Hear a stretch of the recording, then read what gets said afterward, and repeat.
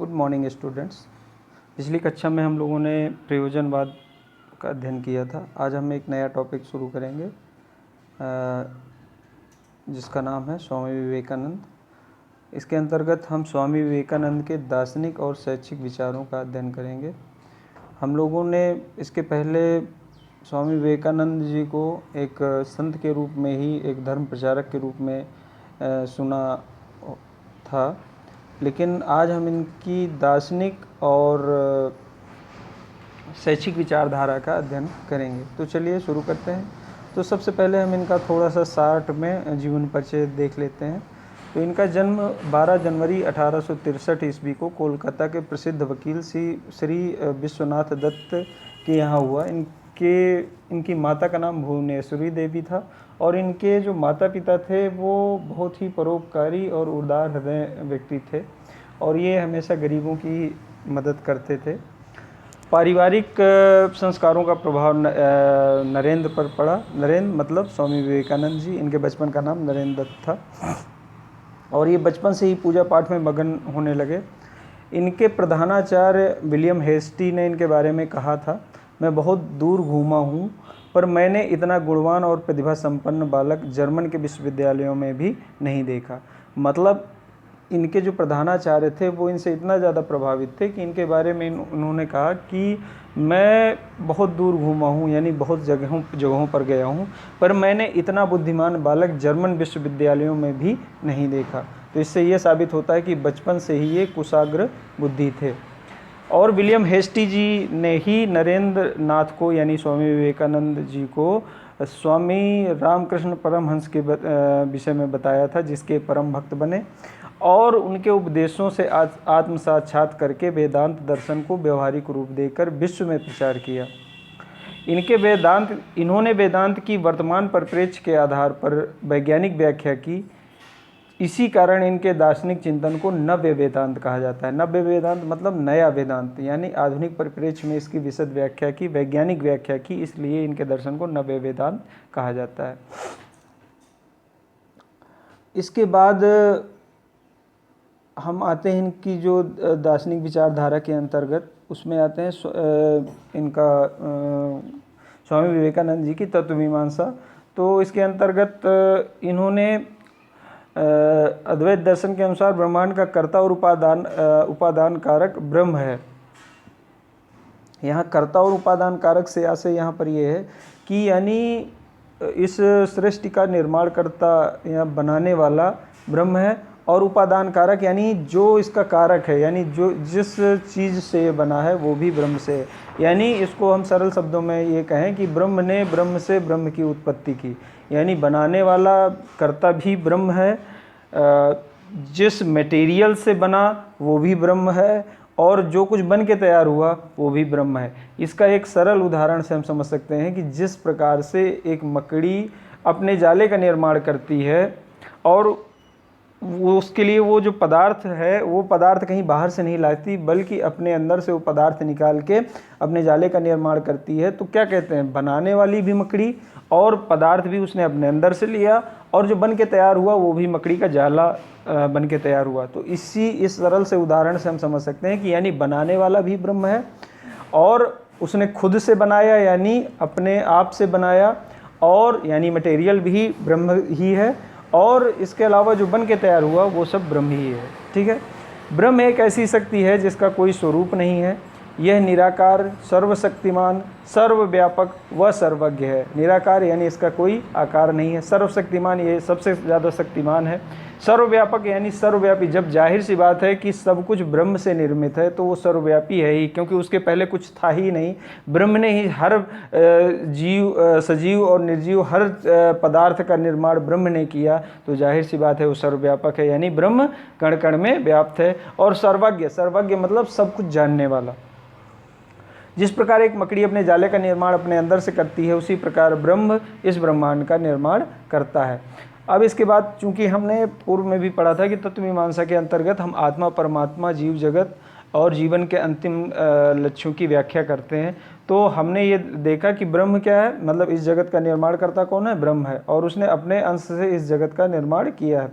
अब आते हैं आत्मा की बात पर। तो आत्मा चूंकि इस सृष्टि का कण कण ईश्वर ने बनाया है, तो हमारे अंदर जो आत्मा है वो भी उसी परमात्मा का अंश है।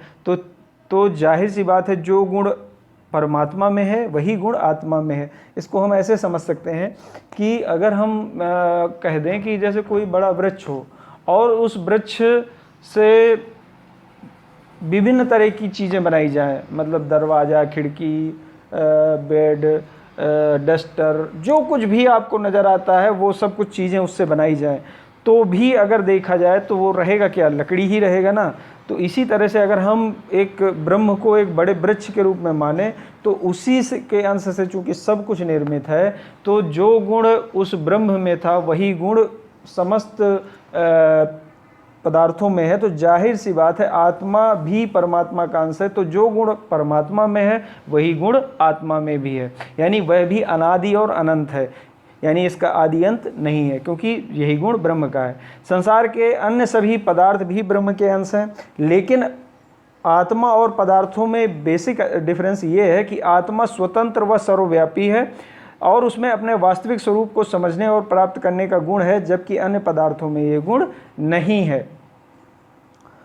स्वामी जी के अनुसार जब आत्मा अपने वास्तविक स्वरूप को जब तक नहीं पहचान लेती, तब तक वह एक शरीर से दूसरे शरीर में प्रवेश करती रहती है। जब वह अपने वास्तविक स्वरूप को पहचान लेती है तो उसे आवागमन से मुक्ति मिल जाती है। स्वामी जी ने इसी को मुक्ति कहा है, यानी जीवन के अंतिम लक्ष्य को इन्होंने मुक्ति कहा है।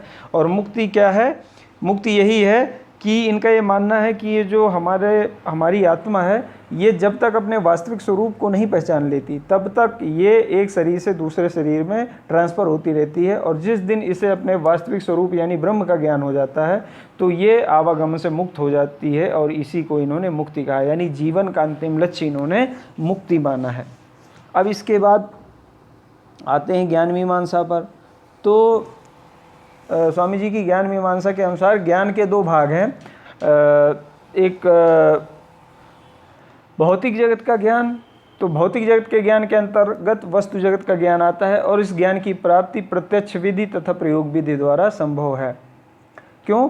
क्योंकि ये जो भौतिक जगत है प्रत्यक्ष है, और इसको हम प्रयोगों द्वारा सिद्ध कर सकते हैं। तो इन्होंने कहा कि इसका जो ज्ञान है प्रयोगों द्वारा सिद्ध, मतलब प्रयोगों द्वारा इस ज्ञान को प्राप्त किया जा सकता है, ज्ञान इंद्रियों द्वारा इस ज्ञान को प्राप्त किया जा सकता है। तो उन्होंने भौतिक जगत को एक आधार पे बांटा है, और दूसरा आधार है आध्यात्मिक जगत।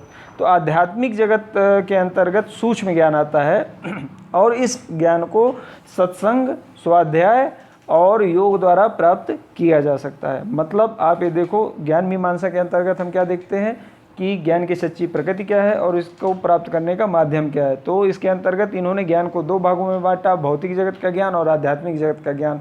भौतिक जगत का ज्ञान इन्होंने प्रत्यक्ष विधि और प्रयोगों द्वारा और ज्ञान इंद्रियों द्वारा प्राप्त करने की बात कही है, और आध्यात्मिक जगत को इन्होंने सूक्ष्म ज्ञान कहा है, जो कि आध्यात्मिक जगत का ज्ञान है, और उसको इन्होंने कहा कि सत्संग, स्वाध्याय और योग द्वारा इसको प्राप्त किया जा सकता है।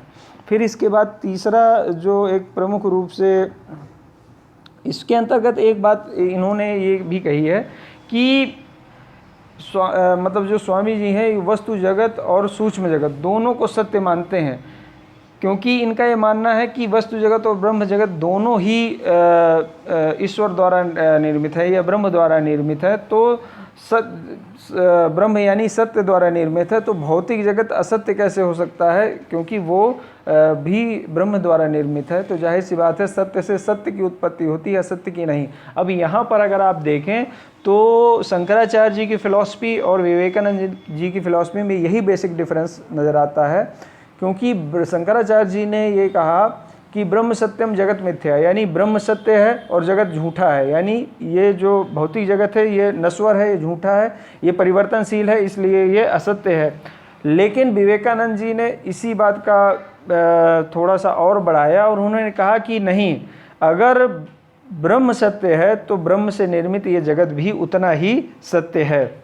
उसका कारण ये है क्योंकि उनका ये तर्क है कि जाहिर सी बात है कि अगर ब्रह्म ने अपने अंश से इस जगत का निर्माण किया तो फिर ये असत्य कैसे हो सकता है। जाहिर सी बात है, जिस तरह से ब्रह्म सत्य है उसी तरह से ये जगत भी सत्य है। बस अंतर ये है कि उन्होंने ये कहा कि भौतिक जगत का ज्ञान भी आवश्यक है आध्यात्मिक उन्नति के लिए। जब तक हम भौतिक अभावों से मुक्त नहीं होंगे तब तक हम आध्यात्मिक उन्नति नहीं कर सकते।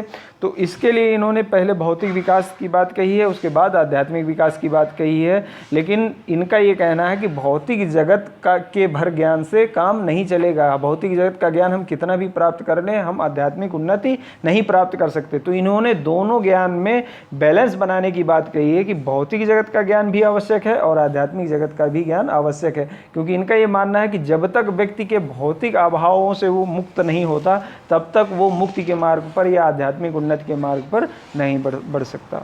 फिर इसके बाद आते हैं मूल मीमांसा पर। तो मूल मीमांसा जैसा कि इन्होंने जीवन का अंतिम सत्य मुक्ति माना है, तो इनका ये कहना है कि वस्तु जगत और क्या कहते हैं आध्यात्मिक जगत दोनों सत्य हैं। तो इसके लिए इन्होंने ये कहा है कि मनुष्य ईश्वर का मंदिर है। तो इन्होंने मानव सेवा पर बहुत ज़्यादा बल दिया है। इन्होंने कहा है कि बेशक आप ईश्वर को नहीं सामान्य रूप में देख सकते हैं, लेकिन अगर आप मानव सेवा कर रहे हैं तो मतलब आप ईश्वर सेवा कर रहे हैं। वो इस संदर्भ में, क्योंकि जाहिर सी बात है कि जब मनुष्य का निर्माण ब्रह्म ने किया है, ब्रह्म के अंश से है, तो अगर आप मानव की सेवा कर रहे हैं तो यानी आप ईश्वर सेवा कर रहे हैं। इसके लिए इन्होंने मानव की शारीरिक कमजोरी, मानसिक गुलामी और आर्थिक विपन्नता तथा हीन भावना को मुक्त करने पर विशेष बल दिया है। इनका ये कहना है कि जब तक मनुष्य की मुक्ति तब तक नहीं हो सकती जब तक वो शारीरिक रूप से सबल नहीं होगा, यानी शारीरिक कमजोरी से मुक्त नहीं होगा। मानसिक गुलामी, शारीरिक कमजोरी से भी ज़्यादा मानसिक गुलामी को इन्होंने ज़्यादा कष्टदायी या ज़्यादा बुरा माना है। क्योंकि इनका ये मानना है कि शरीर द्वारा गुलाम होना तो फिर भी एक बार चलता है, लेकिन अगर आप मानसिक रूप से गुलाम हैं तो आपकी किसी भी तरह की उन्नति नहीं हो सकती। और इन्होंने भारत के पिछड़ेपन का मुख्य कारण मानसिक गुलामी माना था और आर्थिक विपन्नता तथा हीन भावना। इनका मानना यह है कि आर्थिक विपन्नता से कभी भी कॉन्फिडेंस नहीं आता, कभी आत्मविश्वास नहीं आता, एक तरह की हीन भावना रहती है और तब भी मनुष्य का किसी तरह का विकास संभव नहीं है, ना भौतिक विकास और ना आध्यात्मिक विकास। तो जाहिर सी बात है इन्होंने मनुष्य की शारीरिक कमजोरी, मानसिक गुलामी, आर्थिक विपन्नता और हीन भावना के दूर करने पर बल दिया है। इन्होंने ये कहा है कि दोनों प्रकार की मुक्ति के लिए, यानी शारीरिक मुक्ति, मानसिक मुक्ति और आध्यात्मिक मुक्ति अगर देखा जाए तो हर तरह की मुक्ति के लिए इन्होंने मानव जाति को अध्ययनशील, विवेकशील और कर्मशील होने का उपदेश दिया है। इनका मानना है कि हम अध्ययन से अपनी सारी तरह की समस्याओं का हल निकाल सकते हैं। विवेकशील मतलब सही गलत का विभेदीकरण कर सकते हैं और कर्मशील यानी कर्मठ होने की बात इन्होंने कही है। और इन्होंने साथ में ये कहा कि सत्संग, भक्ति और योग द्वारा ही मुक्ति प्राप्ति संभव है। यानी कि जो आध्यात्मिक उन्नति की बात है उसके लिए इन्होंने सत्संग की बात कही है, भक्ति की बात कही है और योग की बात कही है कि इन मार्गों द्वारा हम आध्यात्मिक उन्नति प्राप्त कर सकते हैं। मनुष्य को इन्होंने एक बात पर और बल दिया है कि मनुष्य को सदैव सत्य का पालन करना चाहिए, दीनहीनों की सेवा करनी चाहिए। स्वामी जी मनुष्य को ईश्वर का मंदिर मानते थे और मानव सेवा को सबसे बड़ा धर्म मानते थे। मनुष्य को मन वचन कर्म से शुद्ध होना चाहिए, अपनी जीविका ईमानदारी से कमानी चाहिए और दीनहीनों की सेवा करनी चाहिए और इस प्रकार अपने को निर्मल कर योग साधना के योग्य बनाना चाहिए। यानी आपने एक बात देखी कि इन्होंने बार बार इस बात पर बल दिया कि मतलब मानव सेवा ही ईश्वर सेवा है। जब तक मानव से प्रेम नहीं करेगा तब तक ईश्वर सेवा की तो कल्पना ही करना बेकार है और मुक्ति भी नहीं हो सकती जब तक मानव में आपस में प्रेम नहीं है, एक प्रेम का भाव नहीं। और यहाँ पर बात सिर्फ केवल मानव की नहीं है, समस्त जीवधारियों के प्रति प्रेम की बात है कि जब तक समस्त जीवधारियों में आप आत्म तत्व की अनुभूति नहीं करेंगे तब तक आप मुक्ति को नहीं प्राप्त कर सकते। क्योंकि जितने भी जीवधारी हैं उनमें सब में ब्रह्म का अंश है, चाहे वो चींटी हो, चाहे वो हाथी हो, चाहे इंसान हो, मतलब हर जीव में क्या है, ब्रह्म का अंश है, ब्रह्म से निर्मित है। तो जाहिर सी बात है हर जीवधारी के प्रति प्रेम का भाव आपके अंदर होना चाहिए। इसी को इन्होंने कहा है कि जब आपके अंदर ये ज्ञान हो जाएगा तो धीरे धीरे आप अपने आप को निर्मल करके मुक्ति के मार्ग की ओर बढ़ेंगे। तो आज की कक्षा में इतना ही। कल हम इसके आगे शुरू करेंगे विवेकानंद जी के अनुसार शिक्षा के उद्देश्य, पाठ्यक्रम वगैरह। तो आशा करता हूँ कि आज हम लोगों ने जो कुछ पढ़ा वो आप लोगों को समझ में आया होगा। फिर भी किसी छात्र को कोई दिक्कत हो तो वो मुझसे संपर्क कर सकता है। आज की कक्षा में इतना ही। धन्यवाद।